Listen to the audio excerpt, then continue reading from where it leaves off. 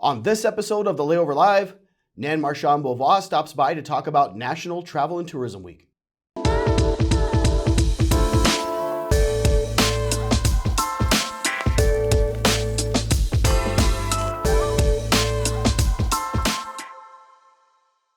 Hello, everyone, and welcome to episode 180 of the Layover Live.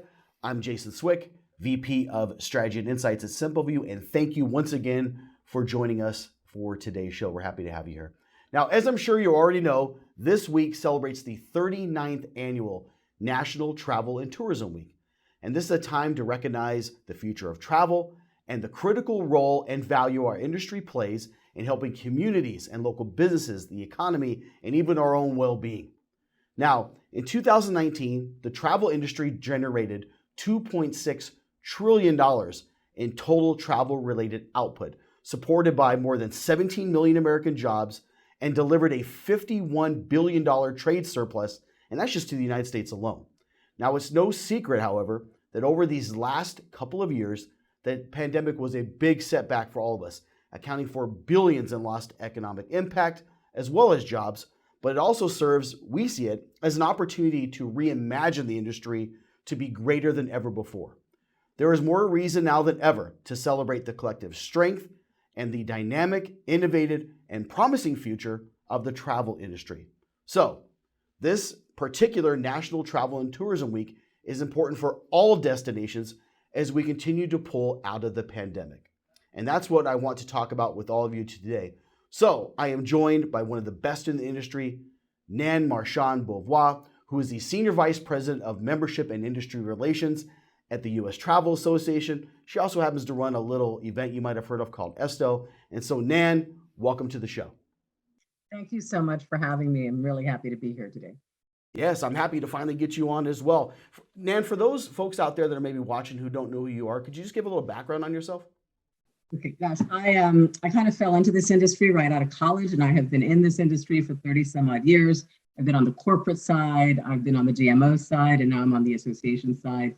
I've been in Washington, D.C. on the association side. It's been 11 years. And prior to that, my entire career was out in Los Angeles, California. And yes, I left California to go to D.C. So yeah, a little bit of a different environment there, Nan, right? To say this, and not to mention, you know, incredibly busy, I'd imagine, over these last couple of years as well, right? So I want to get into it because it's a pretty exciting time around National Travel and Tourism Week, as it's an annual tradition that really spotlights the collective strength of the U.S. travel industry, and it has been a strong industry, especially we've seen that during this pandemic time. So maybe if you wouldn't mind, giving a brief overview of National Travel and Tourism Week, maybe a little bit of its history and what this means for destination marketing organizations. So, fun fact. So this was National Travel and Tourism Awareness Month was actually signed into legislation, was recognized by President Reagan back in 1984. Wow. He signed a proclamation to recognize National Travel and Tourism Week in the month of May. So U.S. Travel saw that as an opportunity, obviously, to talk about the work that our industry does. I mean, talk about back in the 80s, the silent industry. Who knew what a CVB, a GMO, right, even if this was a viable work opportunity for folks. People never connected the dots to the fact that the economic impact, the jobs, the opportunities that are available within this industry. So that's one of the many, many things that National Travel and Tourism Week shines a spotlight on, is the viability of this industry, the people that are involved, the diversity that's within the industry, and the fact that nothing's wrong with traveling. It's a wonderful thing to do. It's great for your personal well-being, education, and a whole lot of other things. Yeah, I think you're spot on, right? I think we all realized that as well during the pandemic, how important it really was to us just to be able to get away and to be able to go spend some time with loved ones and friends and family. And so I want to get in a little bit. Thank you for sharing that history, because it's really, really an important thing. And I'm so curious because the theme this year is around the future of travel, which I thought was an interesting theme. And so I was hoping maybe you could touch on how you guys came up with that theme, and maybe talk about the future of travel and what you think maybe it's going to look like for both U.S. travel and globally. We look at travel as what we need to do today to ensure the viability and the recovery that started and is ongoing. We look at how travel will be impacted, 3 years, 5 years, 10 years. And why we talk about the future of travel is because this industry needs to be involved and engaged in issues that deal with sustainability. How do we create greater mobility within the industry? How do we create a seamless and secure travel experience for the individuals, but also for the organizations? And how do we ensure that our industry is globally competitive?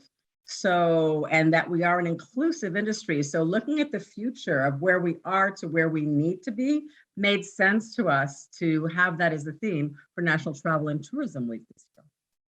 Yeah, I love that. And a lot of DMOs out there are already doing a lot of those things today, Nan, right? And so I was, getting to this next question, this is typically a time of year and during this week when a lot of DMOs are hosting series of events and different experiences that are happening all over the place. I know I was checking out some things that Baltimore was doing and some others were doing. Maybe you could talk about a little bit about what some of the DMOs are out there that are doing to like reinforce the importance of travel in their local communities, and maybe give a couple examples of some of those. You used a good word, and that was reinforce the importance in the community. But I also want to stress that this is not the only time or the only week the DMO should be doing this. It's like you live and breathe this stuff. It's day in, day out, every single day.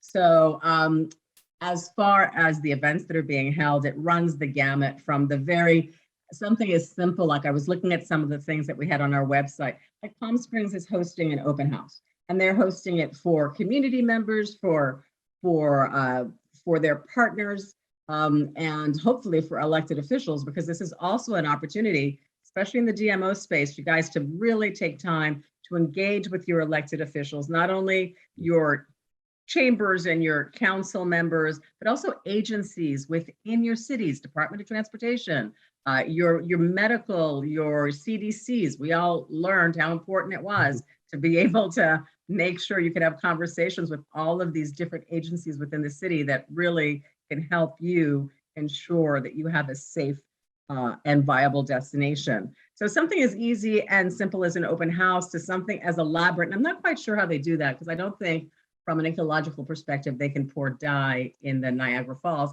Niagara Falls is going to be lit up in red. You have some cities that are lighting up streets or major tourism assets up highlighted in red. And the other thing that I want to emphasize is whatever it is that a destination is going to do, make sure it's authentic to what you need to do and the story that you want to tell. Because again, I'm going to emphasize it's not a 1 day, 1 week event. This is something that you've got to live and breathe year round as a DMO. Yeah, you're spot on. It's something that we do every day. It's just that time to come together and celebrate those things, right? And the power of travel, which you're spot on. We talked about some DMO examples, and you shared some really, really good ones there. How about for non-DMO companies like Simpleview? What are some ways that we can help, and what role can we play in National Travel and Tourism Week? So you're doing it by having this podcast talk about National Travel and Tourism Week, having an appreciation for your employees because they're all engaged in work in this. Those are some very simple things that you can do. Again, the open houses, the showcases, hosting educational opportunities, a theme park or a gated attraction can open their gates or have, recognize a certain group of individuals or whatever during that week. So you're limited by your creativity, and it's a little late for me, so I'm not as creative as you may be, but the sky's the limit. As long as you have the bandwidth and the budgets to do it, you're good. No, that's good. And as late as it is or whatever, it's an important time, and we all have a role to play. And whether it's helping out with websites or with marketing activities or just getting out there in the community, everybody has a role to play. And so in doing that, Nan, and kind of wrapping things up, one thing throughout the pandemic that we asked guests to share was advice moving forward. I think that's one thing that I've been so impressed with during the pandemic was how everybody came together and openly shared ways to just be better or just to help out along the way. So maybe what advice, Nan, do you have? I mean, you see a lot in the industry. What advice can you give DMOs or CVBs out there that are looking maybe to use National Travel and Tourism Week to promote their destinations' growth and success? Well, I think we all learned that we need each other, that we're better when we collaborate. And we also learned how vulnerable our industry is. So taking the time to recognize and acknowledge the importance, not only from an economic benefit and value, but also to all of your stakeholders, whether it's a resident, a visitor, or your partners in town. But I just think the reason, and you said this earlier when we started, we're coming back bigger, we're coming back better, it's because we realized what our shortcomings and what the challenges are that we had. And so I'm going to say, I trust all of our wonderful DMOs out in the US that you're going to be ready and prepared. You know how to pivot. You've done it there. I use the P word. And you're going to continue to do that and hopefully stay a few steps ahead of whatever challenge that may come, because you just have to be nimble and you have to be willing to change. Because if we're not willing to change, to meet challenges head on, to get ahead of those challenges, we got a little bit of a problem. So that flexibility, that ability to keep an open mind to move forward is really critical to our industry, especially DMOs, I think.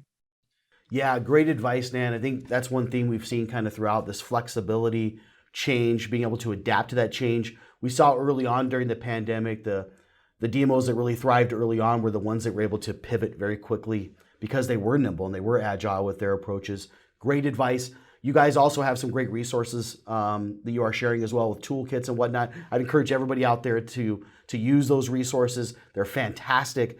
And again, when you're posting online, using that hashtag future of travel is really, really important. So Nan, thank you so much for coming on today. Really, really appreciate it. Thank you for the opportunity. Everybody enjoy your National Travel and Tourism Week. And thanks so much for what you do, SimpleView, for the industry. And thank you, everybody, for your continued support, because we can't do it alone. Thanks.